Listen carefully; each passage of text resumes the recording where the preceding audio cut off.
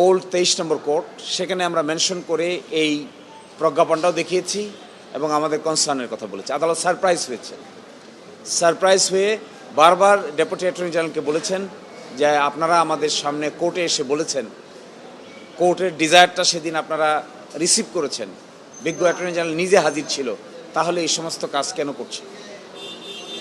সকলে মিলে তো এটি ইমপ্রুভ করার কথা, কিন্তু আপনারা তো এটা পিছন দিকে হাঁটছেন। এই যদি কোনো আইনে লোফল থাকে, আইনে যদি কোনো ত্রুটি থাকে, তাহলে সেই ত্রুটিটা সংশোধন করার জন্য সকলে মিলে ফাইন টিউনিং করা যায় এবং সেইটা সংশোধন করা যায়, কিন্তু তা না করে সচিবালয়ে যেটা এস্টাবলিশ হয়েছিল সেটাকেই তো আপনারা ধ্বংস করে দিচ্ছেন। অ্যাটর্নি জেনারেলের অফিসের ডেপুটি অ্যাটর্নি জেনারেল বলেছেন এই বিষয়ে তিনি আজকেই বিজ্ঞ অ্যাটর্নি জেনারেলকে জানাবেন এবং সরকারের কনসার্ন বিভাগকে তিনি কমিউনিকেট করবেন। মৌখিকভাবে তিনি এটা বলেছেন। তো দেওয়া হয়েছিল, তিনি থেকে শুরু করে 15 জন কর্মকর্তাকে আইন মন্ত্রণালয়ের কাছে ন্যস্ত করেছেন। অবস্থা দৃষ্টে মনে হচ্ছে যে সরকার ইচ্ছে করে বিচার বিভাগের সঙ্গে একটা টাসেল লাগাতে চায় এবং যে মামলাটি আমরা দায়ের করেছিলাম এই কোর্টে আমি সকালবেলা এই বিষয়টি মেনশন করেছি এবং তারা প্রথম বলেছিলেন যে তারা আপিল ফাইল করবেন। আজকে আমাদেরকে মাননীয় হাইকোর্ট বিভাগ বলেছেন তারা 7ই জুন পর্যন্ত অপেক্ষা করবেন। 7ই জুনের পরে হাইকোর্টের এই রিট পিটিশন শুনানির জন্য আসবে, কারণ 7ই এপ্রিলে রায় প্রকাশ হয়েছে। আপিল দায়ের করার সময়সীমা হলো 60 দিন। এই 60 দিন 7ই জুনে অতিক্রান্ত হবে। এই 7ই জুনের মধ্যে যদি সরকার পক্ষ এই ব্যাপারে আপিল দায়ের না করে সচিবালয়কে ডিসমেন্টেল করার যে কৌশল নিয়েছেন এটি তারা সম্পন্ন করেন, তাহলে 7ই জুনের পরে আমাদের হাইকোর্ট বিভাগে নতুন আইনকে চ্যালেঞ্জ করে যে রিট পিটিশন করা হয়েছে এটি শুনানির জন্য গ্রহণ করা হবে। আজকে রাষ্ট্রপক্ষকে এবং অ্যাটর্নি জেনারেল অফিসকে এই মেসেজ দিতে বলেছেন।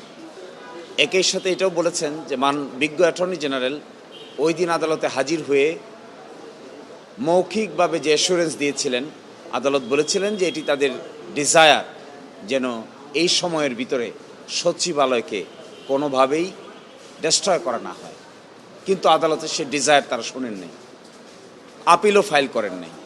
এই ধরনের আচরণ সিরিয়াসলি কন্টেম্পচুয়াস। আমরা কন্টেম্প নোটিশও দিয়েছি, আমরা দ্রুতই কন্টেম্প পিটিশনও ফাইল করব। আমরা মনে করি বিচার বিভাগের সঙ্গে এই ধরনের আচরণ করাটা শুধু দেশের জন্য ক্ষতি না, দেশের ভাবমূর্তি বিদেশেও ক্ষতিগ্রস্ত হচ্ছে।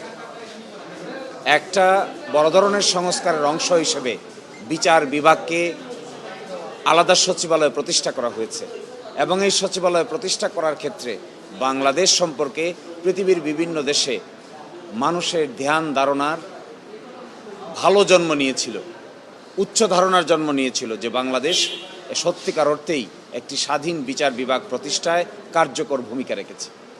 কিন্তু যে কাজ এখন করছেন এটা অনেকটা পিছন দিকে ঠেলে দিচ্ছেন সব কিছুকে। তারা পিছনে দেখছেন, তারা ফরওয়ার্ড লুকিং না, তারা রিফর্মের পক্ষে না, তারা বিচারকদেরকে স্বাধীনতা দেওয়ার পক্ষে নয়, বিচারকদের নাকে তারা নাগ পাশ লাগিয়ে রাখতে চান। এটি শুধু দেশের জন্যই ক্ষতি হবে না, দেশের ভাবমূর্তি দেশের বাইরেও ক্ষতি হবে। ইতোমধ্যে শুরু হয়েছে, বিদেশি যারা স্টেক হোল্ডার আছেন তারা এই সমস্ত ব্যাপারে কনসার্ন রেজ করেছেন, আলোচনা করছেন, গোলটেবিল বৈঠক হচ্ছে। তো আমি আপনাদেরকে সাক্ষী রেখে একটা কথা বলতে চাই। ফার্স্ট কথা হলো, আমাদের সরকার গতকালকে রাতে যা করেছেন এটি সিরিয়াস কন্টেম্প্ট করেছেন, আদালত অবমাননা করেছেন। এখনও হাইকোর্ট ডিভিশনের ডাইরেকশনটা বহাল আছে। সেকেন্ড হলো যে রিট পিটিশনটি পেন্ডিং আছে, 5ই জুনের পরে এটি শুনানির জন্য আসবে। থার্ড হলো আদালত হাইকোর্ট বিভাগ বিজ্ঞ অ্যাটর্নি জেনারেলকে যে পায়াস উইশের কথা বলেছিলেন সেই উইশের প্রতি তারা বিন্দু পরিমাণ শ্রদ্ধা দেখান নাই। আর চতুর্থত হলো এই কাজ করে বাংলাদেশের ভাবমূর্তি দেশ এবং দেশের বাইরে ক্ষতিগ্রস্ত করা হচ্ছে। আমরা বিশ্বাস করব যারা তারা এগুলো থেকে বিরত থাকবেন।